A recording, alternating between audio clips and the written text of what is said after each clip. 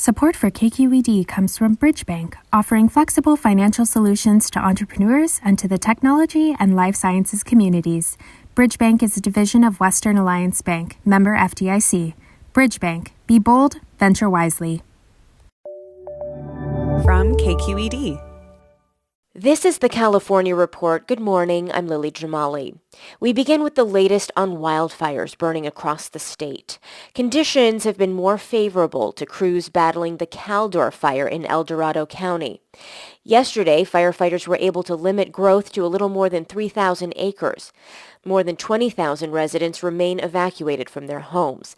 El Dorado County Sheriff Sergeant Eric Palmberg says they'll continue to patrol these areas until residents are allowed back in. The Sheriff's Office, as well as a multitude of other allied agencies from our region and state, are out in the area of all of the evacuated areas. We are diligent doing 24-hour patrol. Fortunately, the vast majority of people have stayed out of the area. The fire has destroyed at least 100 structures. And crews battling the massive Dixie Fire have also been able to take advantage of calmer weather over the last 24 hours. While spot fires continue to pop up, firefighters have been able to bolster containment lines. The biggest danger continues to be on the eastern part of the fire in Lassen County. Although thousands remain evacuated there, nearly 4,000 people have been able to return to their communities this week. As these massive wildfires continue to burn across Northern California, state officials are warning that the worst could be yet to come. Here's CAL FIRE Chief Tom Porter. Last year at this time, we were deploying teams all over California to lightning fires that had occurred and turned into complexes and ultimately became the biggest and most acres ever burned in California's history that we have been tracking. This year, we're on track to do just the same.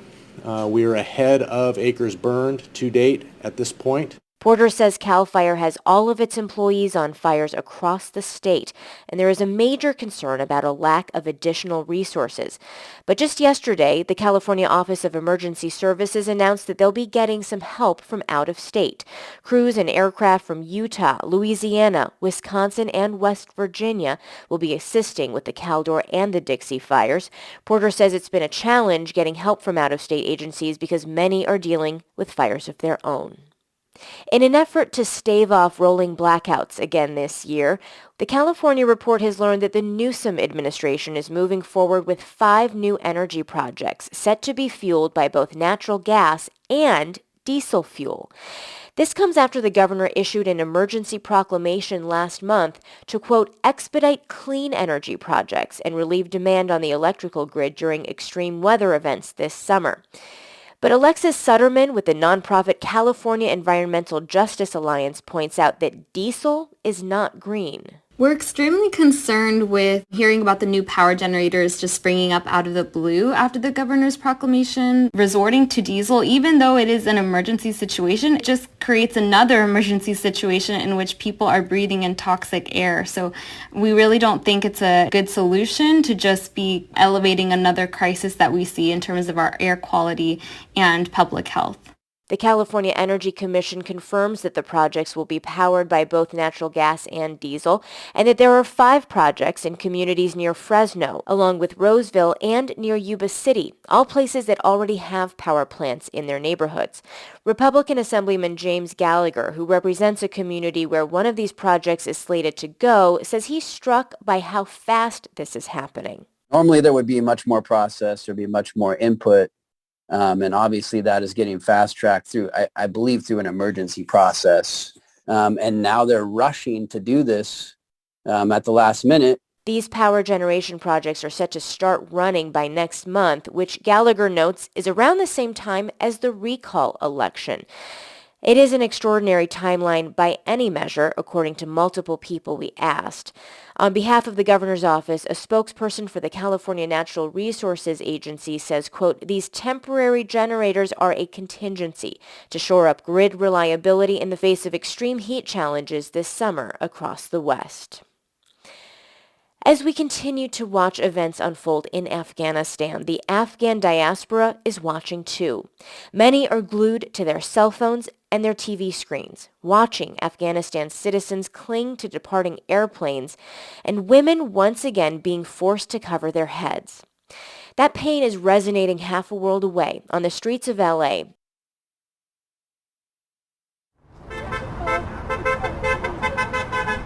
Fallon Zuhal Ferguson is the child of Afghan refugees. Her parents fled during the Soviet-Afghan War in the 1980s to the U.S. The Taliban's blitz of her family's homeland, she says, is something she never thought would happen. Frankly, I am so disgusted at how our people have been abandoned. Zuhal Ferguson is now 24 years old, and she helped organize a recent vigil outside the Federal Building in West Los Angeles for the Afghan lives lost during the past 20 years of war. I'm so hurt to see my own people try so hard to find a better life, because that could have been me, that could have been any one of us here, but we're the lucky ones, we're the privileged ones out of all this. Many Afghans living in LA, like Hosai Afridi, worry about the future of Afghanistan's estimated 16 million women under Taliban rule. I'm so sad that these past 2 days I cannot sleep. Afridi just couldn't fight off the tears when thinking about those left living in the chaos that's been prompted by the Afghan government fleeing and the U.S. government's military withdrawal. They're worried about their daughters and their sons, and their husband and their brother, that they're going to be not there in next morning. Imagine living like this every single second that you're living in Afghanistan. According to the American Community Survey by the U.S. Census, an estimated 150,000 Afghans live in the U.S., with the largest concentration found in the Bay Area community of Fremont. But like many Afghans in the U.S., Afridi believes the nation needs to accept more refugees.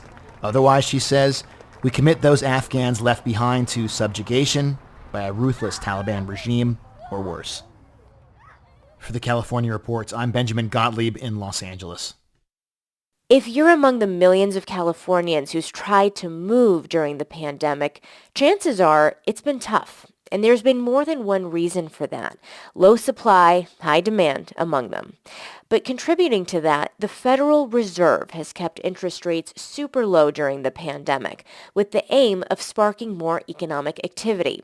Low interest rates spur people to buy homes. Well, for more on the state of the housing market, I recently spoke with Mary Daly. She's the president of the San Francisco Federal Reserve Bank.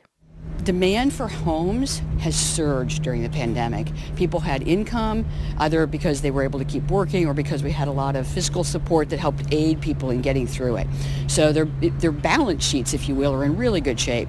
And they want to purchase homes because they want more space. If you're going to be stuck at home, you want a lot of space to be there in. Mm-hmm. And so people changed their priorities and they started purchasing homes. Well, home supply didn't keep up. We were already short of housing, and it got in shorter supply during the pandemic. Rewinding just a little bit, I don't think you mentioned interest rates. Those are decisions that are guided by you and other policymakers on the monetary policy side. I'm sure there are people who would want this whole interview to be spent me asking you, is the Fed creating a housing bubble and bubbles in other assets that simply wouldn't be there if we were at a normal rate? It's an important question to ask. We lowered the interest rate, and absolutely that spurs economic activity. That's what it's supposed to do.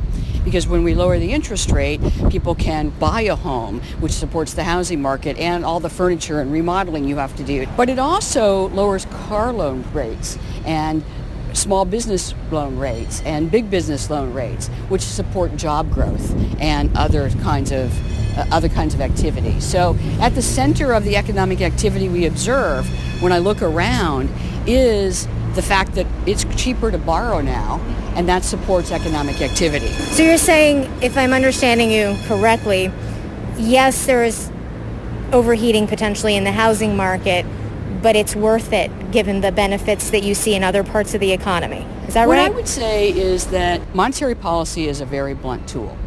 It's one thing. We control the interest rate. Controlling the interest rate is very important for spurring economic activity, and one of the places that always goes up in these situations is housing. And the housing market is there's a surge in demand that is partly driven by affordability now with the interest rate lower, but is also driven by the need for people. They have good balance sheets and they want to buy an asset. They want to buy a house. They want to invest in assets. That's actually something that is positive in our economy, and the imbalances we see right now between demand and supply that are boosting the housing market, that's not the same thing as the housing crisis or the bubbles that people really worry about, because those were caused in large part, when we look back, they were caused by people being in a very poor position to purchase that house. Mm-hmm. When I see the housing prices go up, I say, yeah, that's absolutely demand and supply. The lower interest rate certainly is something that's contributing, but if we raise the interest rate to offset it, we would have a small correction in the housing market, and we would put a lot of people out of work, and a lot of small businesses would have to close, and other businesses would have to scale back activities, and that would actually derail the economy. So when you net that, then the answer is the interest rate being low is essential for us continuing to get past the pandemic. It is a time of extraordinary intervention. Can you think of another time where there's been intervention in the markets at this level? I can't think of another time in my history, my living history, or the living history of anyone I know, where the interventions by the Fed and the fiscal agents, again, at all levels, have been as large as they are now. This will go down as a historical moment, and that's true globally as well. But we were fighting a global pandemic. We are fighting a global pandemic, which took us to our knees as an economy, and making sure that everybody can get back up. That's essential. And I think what's remarkable, what I really will feel pleased about forever, is that everybody saw that and everybody worked as hard as they could. That was Mary Daly, president of the San Francisco Federal Reserve Bank. And now to our sister show, the California Report's weekly magazine. This week, they're bringing us the final installment of a documentary about a man who came to LA from Mexico as an undocumented immigrant and ended up a TV star. Host Sasha Coca has a preview. Mauricio Hernandez loved cars. He started out sweeping the floor of an LA body shop, and then he had an unexpected brush with fame when the clunkers he transformed into custom vehicles were featured on the MTV hit series Pimp My Ride. Today's your lucky day, Wyatt. About to pimp your ride. But Mauricio's work was mostly behind the scenes. His real fame came when a wealthy investor decided to open a branch of the body shop in Mexico, and Mauricio was offered a gig as the host of the Spanish-language version of the show called Tuneame la Nave.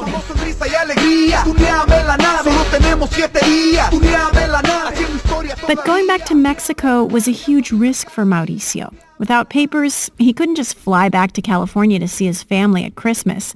Even though he became a famous TV host, Mauricio found himself trudging through the desert, trying to cross the border with some coyotes. I knew those two guys were getting high on the way. I knew the smell of crystal meth, and I caught them like a couple of times smoking, and that's why they were walking so fast. They were not getting tired. Then things started to go really wrong. And I was alone, left out in the mountains. The only light we had was the moon. You could hear snakes. You could hear the bushes move. Mauricio's death-defying journey in the desert and another unbelievable series of coincidences helped him think about what was really important. And it wasn't cars or fame. That was the California Report's magazine host, Sasha Coca. And you can listen to the full documentary if you tune in to this week's California Report magazine or subscribe to the podcast. Support for the California Report comes from the James Irvine Foundation, committed to a California where all low-income workers have the power to advance economically. Learn more at irvine.org. Blue Shield of California, rebuilding the future of healthcare with every Californian in mind, from quality and equitable care to not-for-profit values. Learn more at news.blueshieldca.com. And Eric and Wendy Schmidt, whose philanthropy harnesses the power of people and science to create innovative solutions for a healthy environment, just societies, and opportunities for human achievement. And that is the California Report for this Friday, August 20th. We are a production of KQED Public Radio. Our engineers are Danny Bringer, Katie McMurrin, and Chris Hoff, with assistance from Seal Muller.